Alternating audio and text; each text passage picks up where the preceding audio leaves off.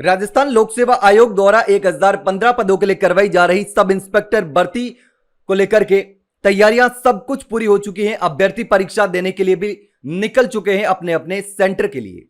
लेकिन ऐसे में कुछ नियम जरूरी हैं जो ध्यान में रखने चाहिए, क्योंकि एक गलती जो है वो आपके लिए भारी पड़ सकती है, परीक्षा से वंचित भी हो सकते हैं, बाहर भी हो सकते हैं।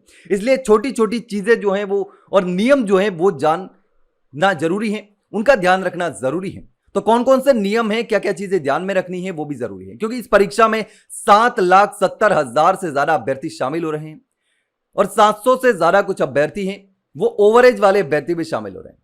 लेकिन अब हम बात करेंगे नियम कानून को लेकर कि क्या कुछ ध्यान रखनी है बातें। सबसे पहले जो बात है वो ये है कि आपको समय पर पहुंचना है। जो समय आपको दे रखा है उस समय पर पहुंचना है, 1 मिनट भी लेट नहीं करना है, क्योंकि 1 मिनट की देरी आपको इस भर्ती से, परीक्षा से पूरी तरीके से बाहर कर सकती है। 5 और 6 अप्रैल को यह परीक्षा हो रही है और तो परीक्षा शुरू होने वाली है। ऐसे में 1015 पदों के लिए जो हो रही है उसमें 7,70,000 अभ्यर्थी शामिल होने वाले हैं। लेकिन अब कई सारे नियम जो है इसमें बदलाव किया गया है। पेपर लीक पहले हुआ था भर्ती में, उसको लेकर के, क्योंकि राजस्थान एसआई भर्ती में ऐसा पहले हो चुका है। तो इसके लिए सख्त इंतजाम किए हैं। परीक्षा को पारदर्शी और नकल मुक्त बनाने के लिए भी केंद्रों की संख्या बढ़ाई गई है और अभ्यर्थियों के लिए ड्रेस कोड भी लागू किया गया है। आयोग का पूरा फोकस इस बार है कि किसी भी तरह के अनुचित साधन का इस्तेमाल न हो सके। तो अभ्यर्थियों को विशेष सलाह यह भी दी गई है कि अभ्यर्थी समय से पहले परीक्षा केंद्र पर पहुंच जाए। आपने एडमिट कार्ड डाउनलोड कर दिया होगा, क्योंकि बसों में परीक्षा देने जाने के लिए, निःशुल्क यात्रा करने के लिए एडमिट कार्ड जरूरी होता है। तो एडमिट कार्ड सबसे पहले आपने निकाल ही लिया होगा, लेकिन आप परीक्षा देने के लिए अब निकल चुके होंगे। तो ऐसे में बहुत सारी चीजें जो हैं जिसका ध्यान में रखना है। परीक्षा का जो समय है वो सबसे पहले आपको बता दें। परीक्षा 2 शिफ्टों में होने वाली है, 5 और 6 अप्रैल को। पहली शिफ्ट जो है वो सुबह 11 बजे से लेकर के दोपहर 1 बजे तक, और दूसरी जो पाली है वो दोपहर 3 बजे से लेकर शाम 5 बजे तक चलने वाली है। अब प्रदेश के 41 प्रमुख शहरों में कुल 1174 परीक्षा केंद्र बनाए गए हैं और आयोग ने स्पष्ट किया है कि सुरक्षा कारणों से वहां पर 1 घंटे पहले केंद्र पर अपनी उपस्थिति दर्ज करानी होगी। परीक्षा से पहले गेट बंद कर दिया जाएगा। तो ऐसे में समय पर पहुंचना है आपको। पिछली कुछ परीक्षाओं को लेकर के आयोग ने सख्ती की है।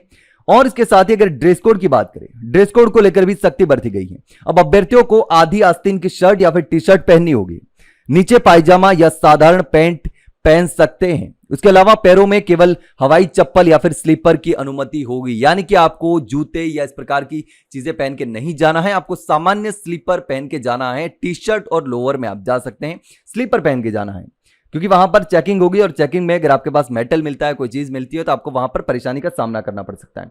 इसके अलावा आपको बता दें कि जूते, मोजे या पूरी आस्तीन की शर्ट पहनने वालों को केंद्र में एंट्री नहीं मिलने वाली है, स्पष्ट लिखा गया है। एडमिट कार्ड में भी आपके लिखा होगा, तो एडमिट कार्ड में भी नियम पढ़ ले। महिला अभ्यर्थियों के लिए नियम की बात करें तो महिला अभ्यर्थियों के लिए भी सुरक्षा को लेकर के खास ध्यान रखा गया है। महिला अभ्यर्थी आधी आस्तीन या ब्लाउज, कुर्ता या सलवार सूट और साड़ी पहनकर परीक्षा दे सकती हैं। बालों में केवल साधारण रबर लगाने की अनुमति रहेगी। अब प्लास्टिक के बटन या फिर मेटल के बकल लगा करके आएंगे, सेफ्टी पिन लगा करके आएंगे, तो वो आपको निकालनी पड़ सकती है वहां पर, तो इसलिए बालों में रबर लगा सकते हैं। इसके अलावा किसी भी तरह के भारी जो गहने हैं, फैंसी हेयर पिन या क्लिप पूरी तरीके से पाबंद रहेगी, यानी मेटल की चीजें आप परीक्षा केंद्र में नहीं ले जा सकते। तो अगर आभूषण है तो पहले ही उतार दे ताकि बाद में दिक्कत ना हो।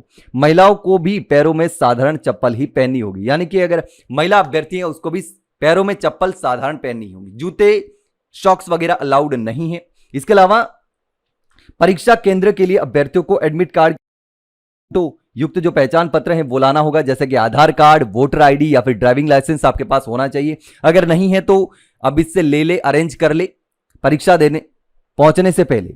और एक पासपोर्ट साइज फोटो भी आपको साथ में रखना होगा। आपको 2 ही पासपोर्ट साइज फोटो साथ में रखने हैं, ताकि कभी एक आध फोटो गिर जाए तो भी दिक्कत ना हो सकता है कहीं 2 फोटो की कभी जरूरत पड़ जाए, तो 2 फोटो को तो कम से कम रखना है आपको पास में। इसके अलावा पारदर्शी पेन के अलावा किसी भी तरह के इलेक्ट्रॉनिक गैजेट, कैलकुलेटर वगैरह, यानी ये सारी चीजें आपको नहीं रखनी है। पारदर्शी पेन रखनी है, ट्रांसपेरेंट, जिसमें रिफिल जो होती है वो साफ दिखनी चाहिए। तो हॉल के अंदर जो है वो और चीजें कोई अलाउड नहीं होगी।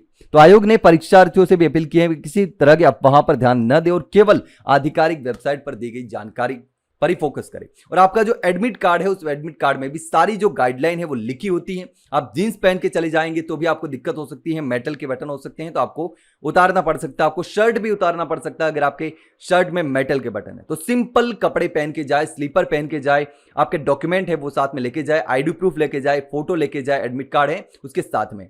इसके अलावा अगर आपका कोई सवाल हो तो कमेंट सेक्शन में कमेंट करके जरूर बताना। वहीं अगर जानकारी अच्छी लगी हो तो वीडियो को लाइक और शेयर जरूर करें और चैनल को सब्सक्राइब करना ना भूलें। फिलहाल के लिए इतना ही, जल्द मिलते हैं एक नई जानकारी के साथ, तब तक के लिए नमस्कार।